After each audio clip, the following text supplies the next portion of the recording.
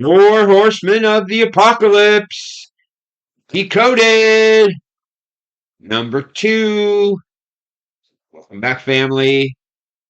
Today we are going to decode Archangel Uriel. Let's dig in. Okay, family, we are on a higherview.com. And we're looking at the information for Archangel Uriel. This is the angel of wisdom and enlightenment. And it represents the house of Aquarius. We're going to be breaking down each of these archangels, and we're going to be showing what planets they rule over, what houses they rule over, and we're going to make all the connections with these 4 archangels and these 4 heavenly bodies and the 4 cardinal points of the Mazzaroth. It's all associated with the exact same figures, and these are archangels that their placement was established long before the creation of the material realm. The heavens were established in the creation story. You can read about how this happened before the creation of man, and there's even more ancient tales that go into much more detail. We're not going to get into those today. We will be bringing a lot of that information forward as we get into our studies of the Apocrypha and the Dead Sea Scrolls and other books of wisdom that help to bring this type of information forward. So today, our first thing we want to talk about before we even get started is if any of you have noticed, we're on the new computer. This is a blessed day for me, family. I have been working on this to get this going and this recording software functional and the microphone dialed in. It's taken me so long. I can't even believe it. I've never had so many problems. But we're through at least the majority of the issues. I'm still having some problems with file locations, but at least I can record now, and then I can use those recordings successfully. I was having a bunch of errors come up because the file locations were obviously incorrect. And I finally got it to where I can do recordings correctly. And I believe we have the microphone dialed in so that the sound's not too loud and not too low.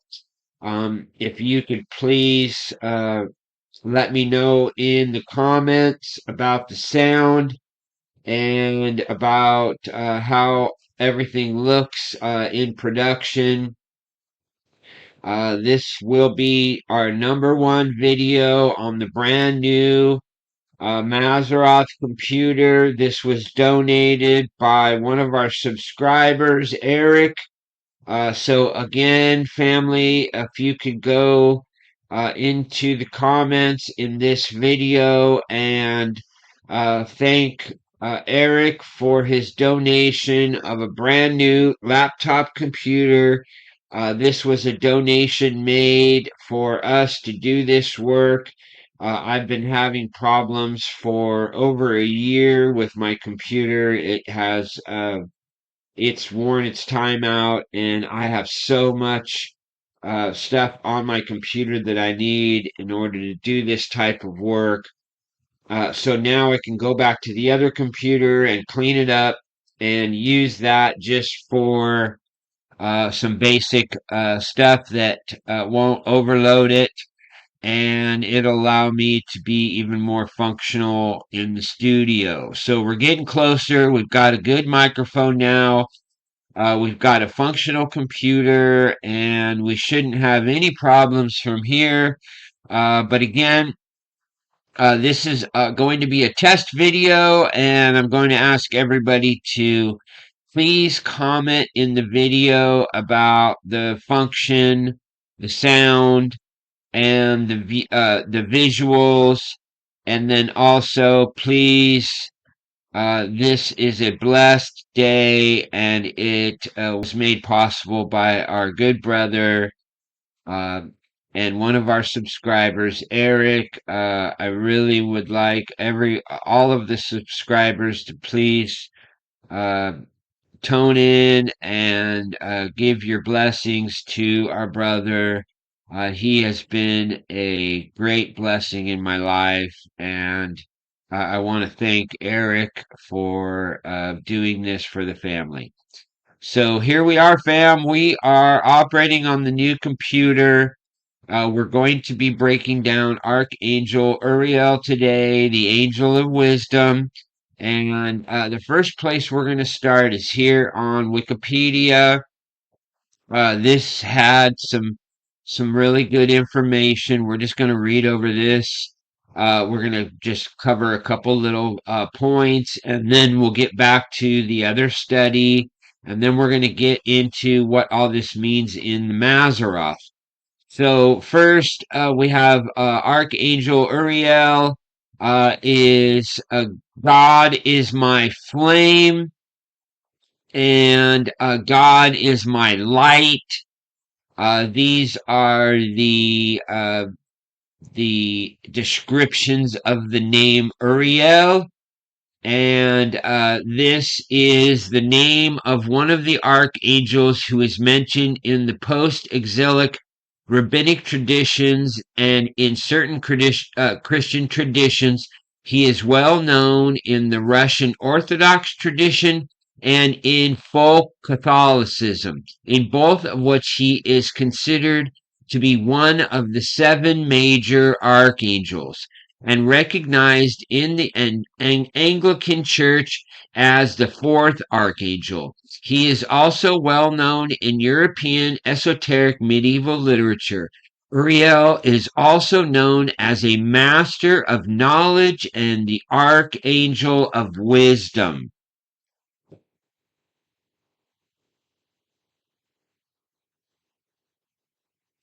In apocryphal, Kabbalistic, and occult works, Uriel has been equated or confused with all of these other angels that you can see there.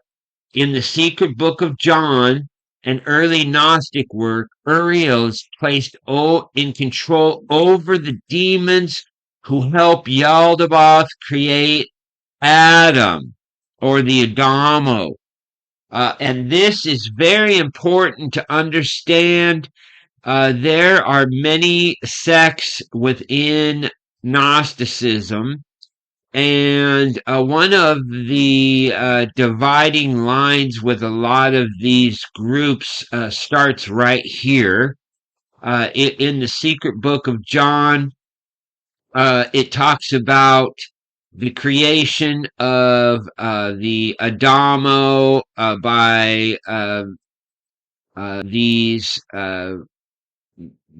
lower creations of Yaldabaoth, and Uriel is a heavenly angel that is placed over them. And a lot of people in the Gnostic traditions Because this is such a wide, it's similar to modern Christianity, family. They say that there are between 2,000 and 20,000 different denominations of Christianity. We're not going to go there and place a specific number, but that's what they say. It's between 2,000 and 20,000. And similarly to that, in the early ages, after uh, the crucifixion of Christ, there were many different sects, and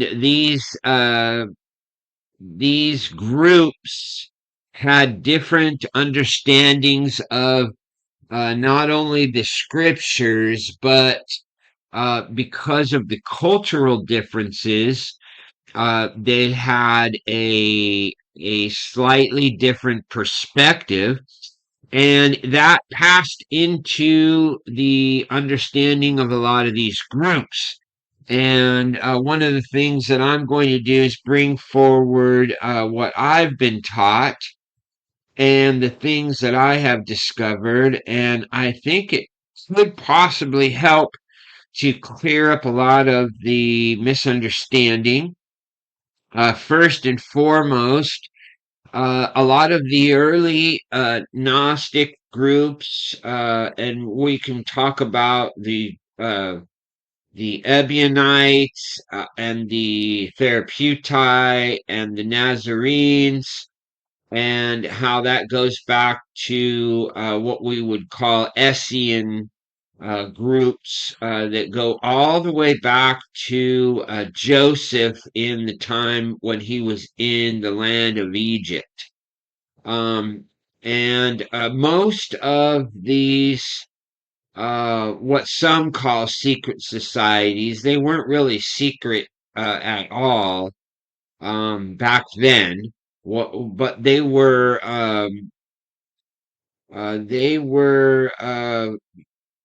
you had to go through a very, very specific um, initiation to be part of these groups. Not that it was secret, but that they held their knowledge within their groups, and you had to go through initiation to obtain that knowledge. It wasn't something that they could just tell you. It was something that you had to discover through proper teachings, and sometimes that took years to get to the point where you had that ability to understand the deeper truths. And most of the scriptures that are out there that we have to read are what we call the initiation into the deeper mysteries. In other words, it's like first grade stories. And from there, you have to develop your knowledge. And this is where the secret book of John comes in. It places Uriel over the demons. And some go, oh, wait a minute, Uriel must be a dark force. And this is where the confusion can come in, because they believe that Yaldabaoth, the Demiurge, is a mistake of creation, and that this Demiurge was created from Sophia, and she made a mistake, and that it was unknown by the prime creator, by the prime source, and the rest of the creators, which includes the Logos, which is Christ. And I don't subscribe to this understanding. I believe that the Creator knows all things from front to back, and that this was actually sown into creation to allow all of creation to have the freedom to understand the bonds of what a prison is of our own creation, and that's where the fall comes in. It is a construct that binds all who enter. And that's where there is a differentiation between these sects. One group thinks that Yaldabaoth was created by Sophia out of ignorance and that it was an accident. Then you have other more late the groups that came later.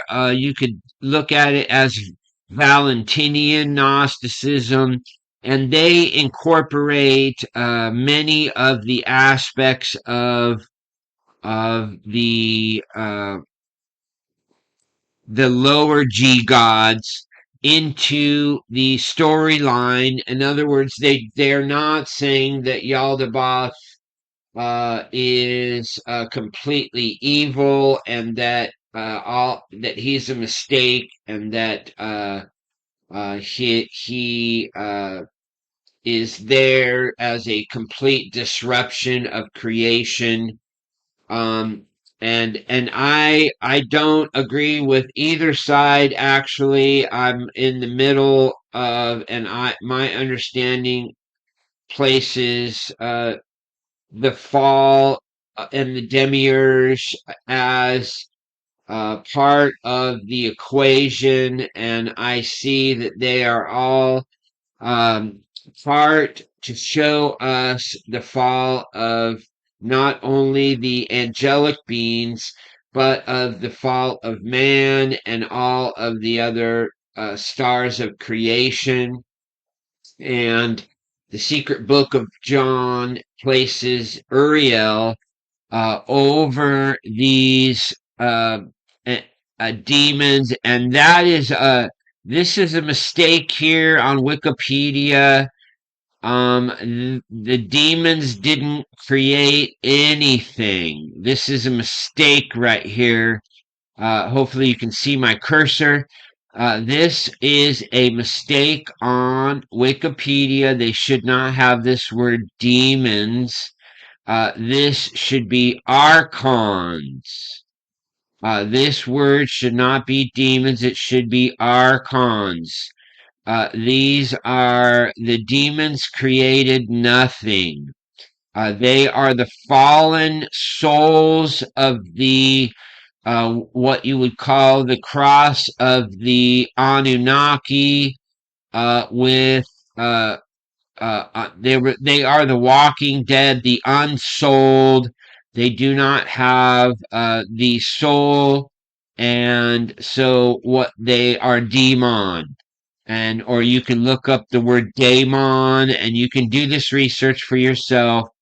The demons didn't make anything. It's the archons who helped Yaldabaoth create Adam. And so that's a mistake. There are no demons creating Adam. It is the archons who created Adam. And you can look at the archons as the Anunnaki. And the Anunnaki, unfortunately, are made out to be these space aliens that come from distant galaxies, and this is the confusion of the um, we'll just we won't go into too much detail. We'll say it's confusion. First, you have to understand what we call the realms of heaven. This has everything to do with CERN and the gates of reality. We're not talking about traveling out into the heavens and showing up at a planet, and all of a sudden there's a whole society there, and then that's where you're going to find God. Unfortunately, this is the work of NASA and modern space science. It's a corruption, and it takes away the reality of what we would call this physical reality. Because if you can see it with your eyes, which if you jump on telescopes and you look into the stars and you look at all those things, they are projections of reality. And this is not a a a physical reality. Modern quantum physics has proven that using electron microscopes, they can go all the way down to the actual structure of the inner cells, and they don't find anything. It's all vibration, it's all frequency, it's all wave patterns. There is no physical reality. It's all a projection, a mental construct. And that's where the secret book of John comes in, because the construct, the physical reality is created by Yaldabaoth with the help of the archons. They create the physical man, and they do it by crossing genetics. And a lot of people don't understand that, and that confusion gets them into making mistakes with uh, their their their understanding of Gnosticism. Because again, there's so many different groups. I believe that Yaldabaoth, that the Father, the Creator of all, knew before time and before creation and before existence happened of anything, that all of these things would happen, and placed all of these things in perfect order so that we as his creation would come to the realization that we've created our own trap. And all from the angels that fell to mankind who is in a fallen state, all have been corrupted by this misunderstanding. We are not supposed to be in this physical creation. It's a fallen state, and because of that, we have fallen rulers, and that's what these archons are. So enough on that. Um, we're already at 23 minutes. Sorry, family. This is going to take a little bit longer, and it's only because I really, some of this stuff is misleading, and I really want to point out that there are a lot of different groups of Gnostics, and a lot of people misunderstand that word. The word Gnostic is not some kind of evil word. It means gnosis, it means knowledge. And all of the original followers of Christ would have been considered Gnostic groups, family. And to misunderstand this and to point fingers and to cast judgments because of um, the acceptance of Gnostic writings, the accepting of Gnostic cosmology, any of these things is a complete corruption, and you're casting stones in the wrong direction. You need to go look in the mirror and sit down with yourself and ask yourself if your judgment comes from the Spirit of Christ or if it comes from the enemy. Many times Christ had to tell the apostles to get behind me, Satan. And the reason is because they were operating in the physical and they were ready to cast stones because their understanding was corrupted. And I'm bringing forth the truth. The original followers of Christ were all Gnostics. They did not cast stones at each other. If they had a disagreement, they created their own sects. And so if you want to create your own group, then that's your option. And that's your right. And what I'm doing is I'm showing you what the Spirit has shown me, and that's a personal thing. And I'm not here to judge other people and their views, but I am here to bring forward the work that I was given. And that is to help to bring everybody back into the truth.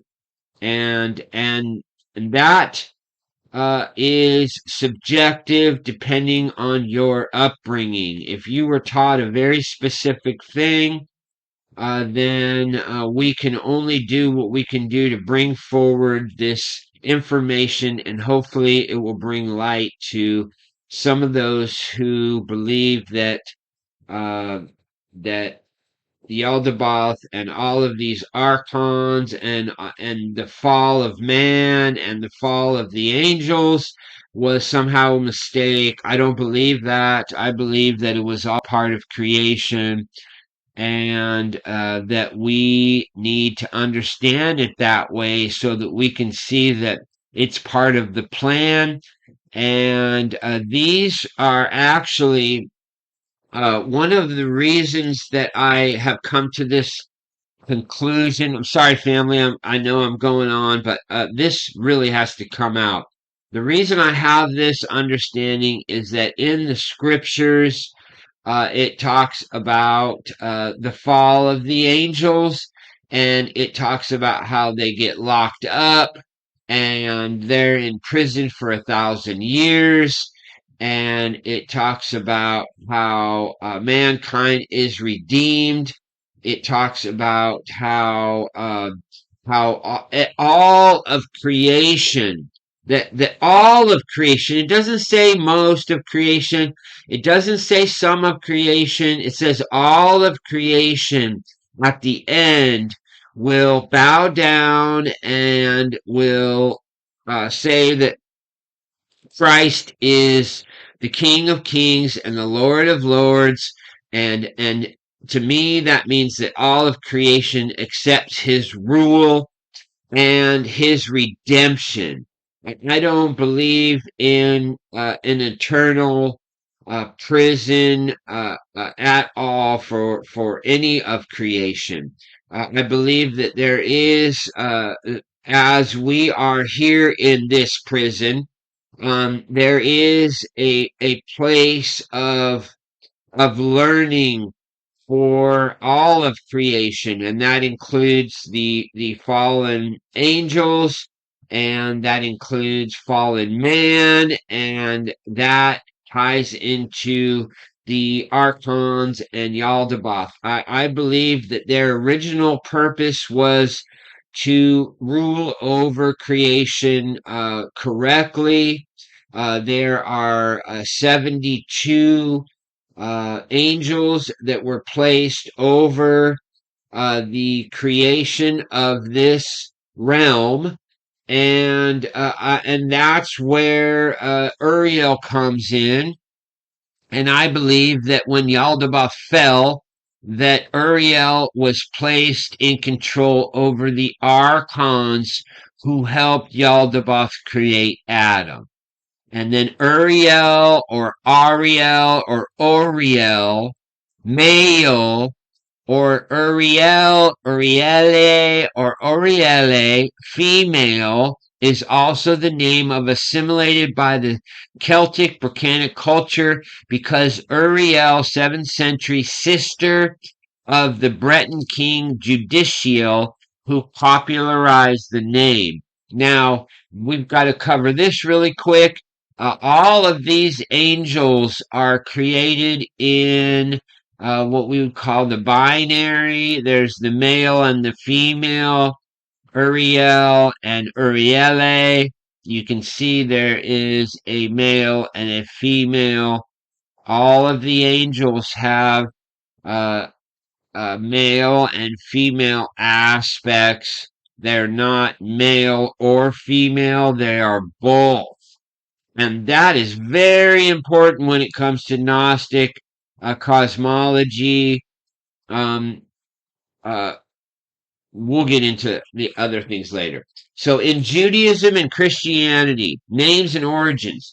The angels mentioned in the canonical books of the Hebrew Bible, aka the Tanakh, are generally without names. Of the 7 archangels in the angelology of Judaism, only 2 of them, the archangels Michael and Gabriel, are mentioned by the name in the canonized Jewish scripture.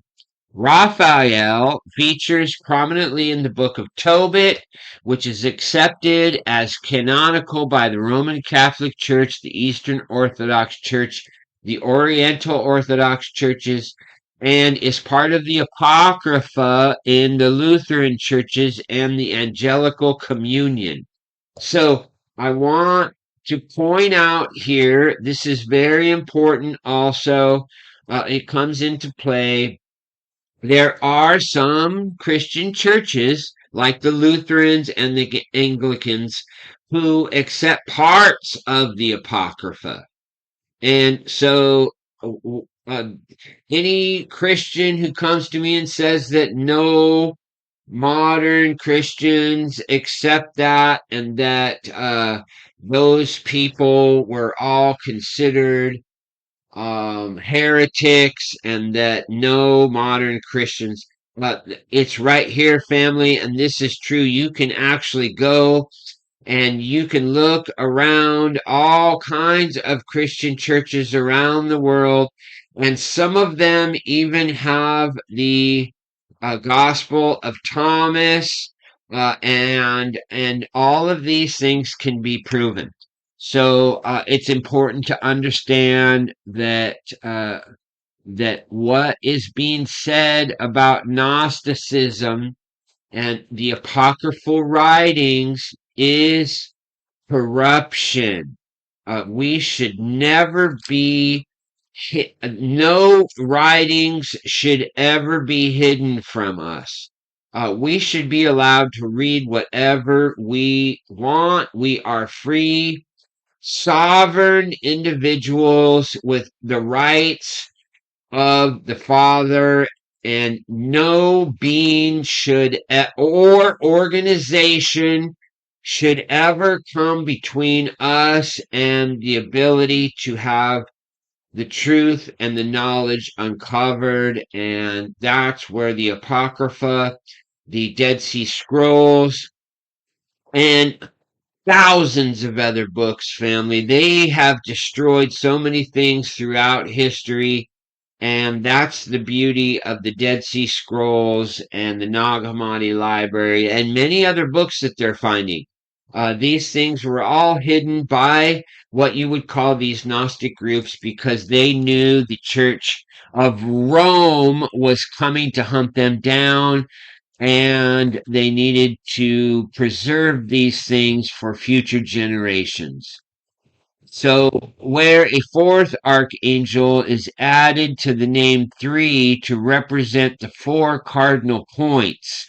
So, remember, we're talking about the 4 cardinal points, the 4 riders of the horses, and Uriel is generally the 4th, but in the order of the riders of the four horsemen of the apocalypse, Uriel is the white horse.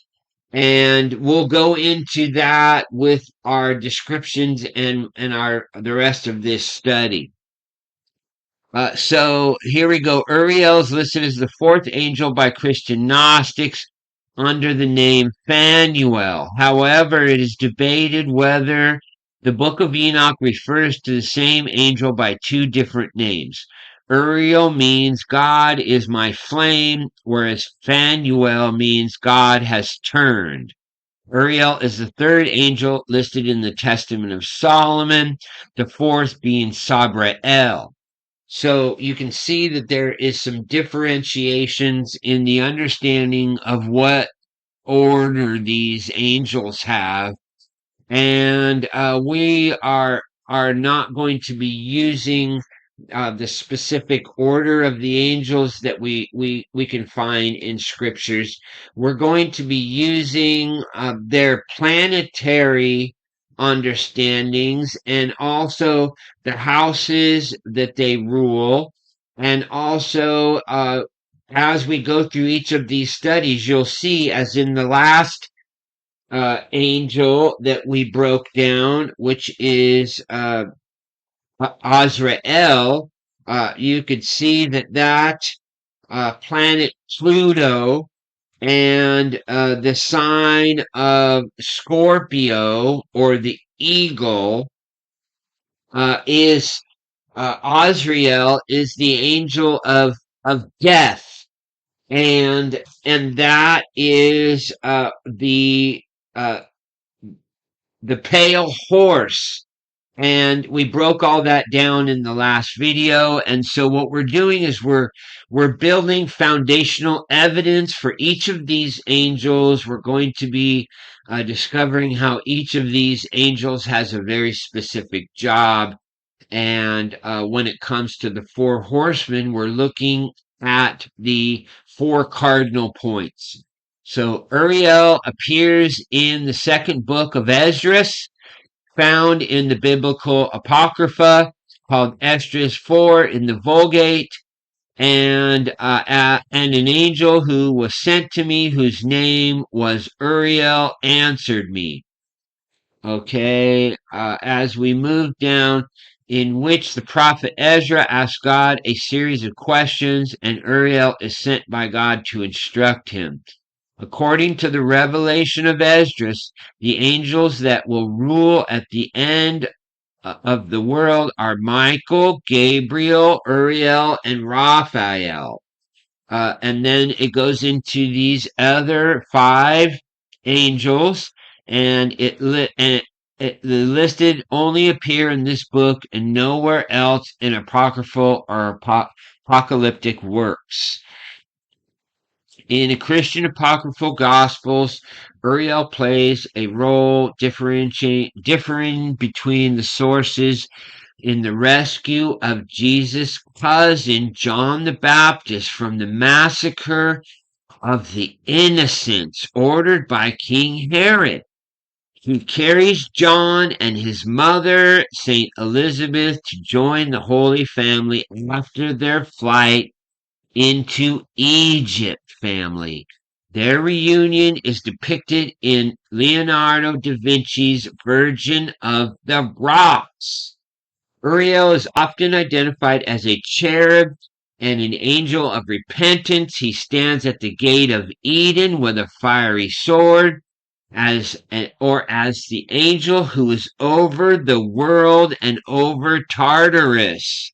In the Apocalypse of Peter, he appears as the angel of repentance, who is graphically represented as being pitiless as any demon. So, again, they're adding things here that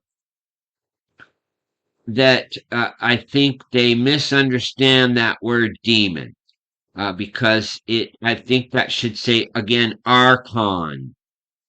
In the life of Adam and Eve, Uriel is regarded as a spirit, i.e., one of the cherubs of the third chapter of Genesis.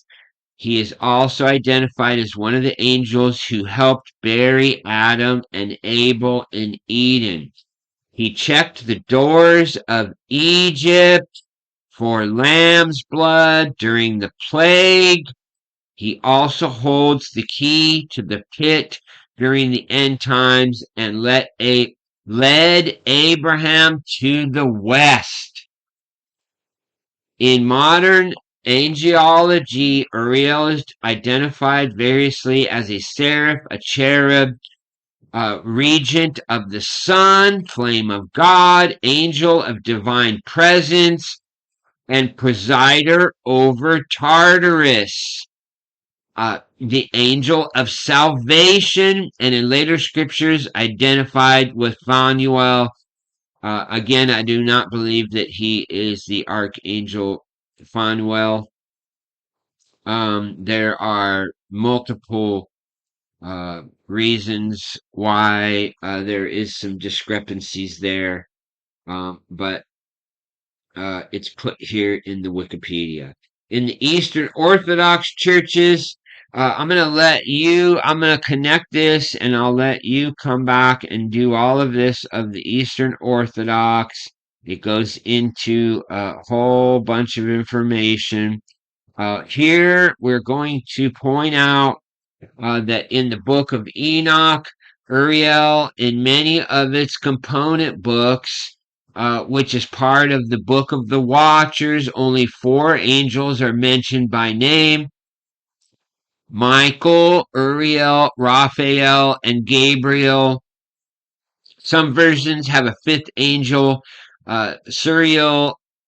However, in the latter chapters list the names and functions of the 7 angels. And we'll let you go through that.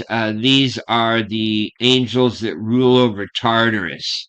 The Book of the Watchers as a whole tells us that Uriel, Raphael, and Gabriel were present before God to testify on behalf of humankind. They asked the divine intervention during the reign of the fallen Watchers. These fallen ones took human wives and produced half angel, half human offspring called the Nephilim.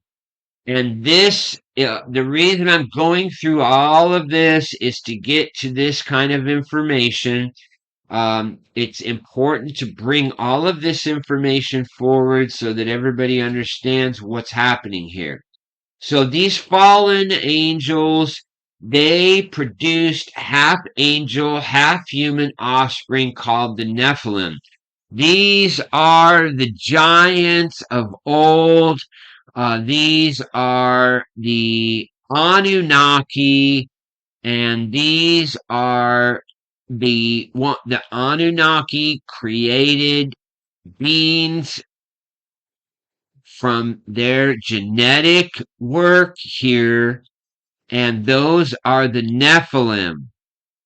And the Nephilim do not have the spirit like us, and they are missing that, and when they die, they become the demons. And it's very important to understand this differentiation.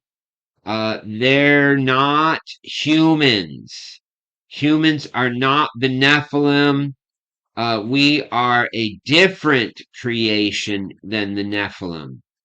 And we're not going to get into that today, but we need to understand that the Nephilim created children, and their children do not have the ability to rise from the dead. They are fallen demons, and they exist without a body when they die, and they go about looking for a body to inhabit.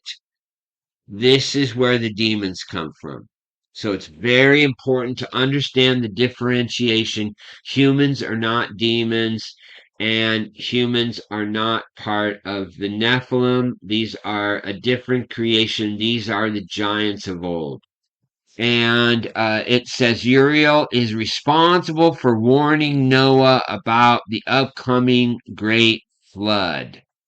And we can go and look at how there are many different traditions, and I'm going to just connect this again so that you can go through and look at all of these different traditions. You can look at what Uriel is used at in popular culture, and then there's some other connections to the information about Uriel. And now we're going to get to the main part of the study, and that is here on a higher view. Let's go ahead and read through this information really quick. Some of it is going to be duplicate, but I'm just going to go ahead and quickly go through this. Often regarded as the fourth main archangel, Uriel's name translates to light of God or fire of God, reflecting his association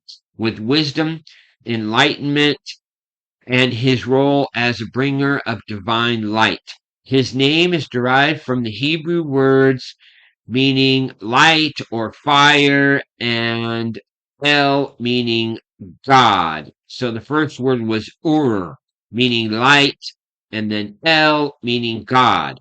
The article explores the historical background of Uriel, his cultural, religious significance, and the roles and responsibilities attributed to him. Okay, so let's dig into this. Okay, this is the historical and scriptural references. Archangel Uriel, mentioned in the religious text, is primarily found in apocryphal and mystical writings rather than the canonical scriptures of major religions. The book of Enoch. So, Uriel is specifically tasked with warning Noah. We read about that. We can see here that it's involved in the second book of Esdras. We talked about that. And again, I will connect this so you can come back and read everything in detail. This is the cultural and religious significance of the Archangel Uriel. In Jewish mysticism, particularly within Kabbalistic tradition, Archangel Uriel is associated with the Sephirah of Binah on the Tree of Life, representing understanding and wisdom. He is considered a key figure in interpretation of divine mysteries and is believed to guide individuals in their spiritual journeys towards enlightenment. In some texts, he is linked to the angelic order of seraphim, known for their closeness to God as they play as their role of purifying the soul. Okay, and I'm going to let you read through this Eastern Orthodox. The other thing I wanted to point out is coming up here.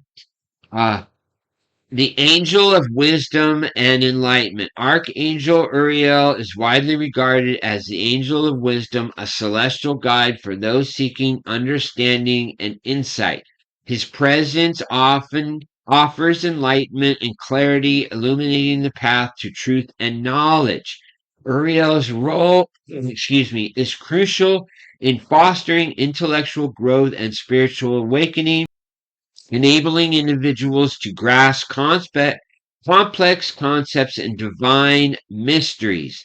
His influence is a reminder that wisdom is a key to unlocking the secrets of the universe, and he empowers us to use our intellects for personal growth and the betterment of humanity. And this is very important here. Uriel is known as the guardian of prophecy, playing a role in unveiling the future and interpreting divine messages as described in the book of Enoch and the book of Esdras. He is believed to provide guidance to prophets and visionaries, offering foresight and understanding of God's plans. Uriel's presence can be a source of comfort during times of uncertainty, helping people to trust in the divine order and prepare for what lies ahead. His guidance is seen as essential in navigating the challenges and opportunities that the future holds. And then I found this is probably the most important part that we point out. This is the beacon of peace and harmony. In addition to his role in wisdom, prophecy, and nature, Uriel is often invoked as a beacon of peace and harmony. He is believed to help resolve conflicts and bring about reconciliation, fostering a sense of unity and understanding among individuals and communities.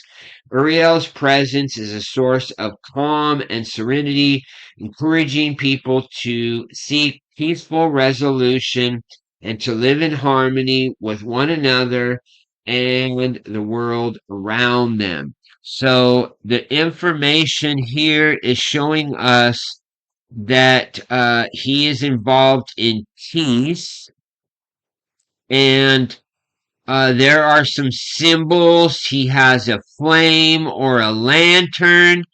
He has a book or a scroll. He has a globe or a compass.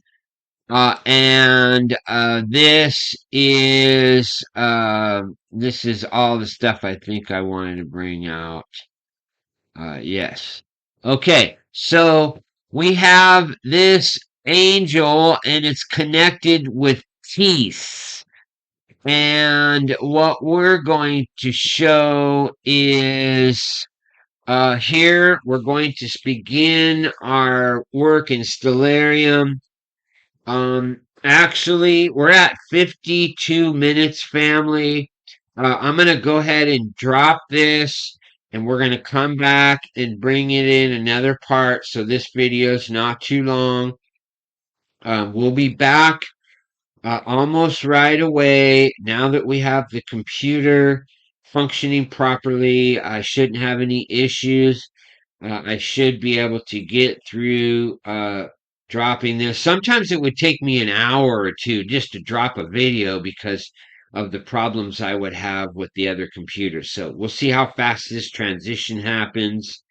And we'll come back and we'll bring forward all the Maseroth Stellarium stuff in part 2 to this. So thanks for coming, family.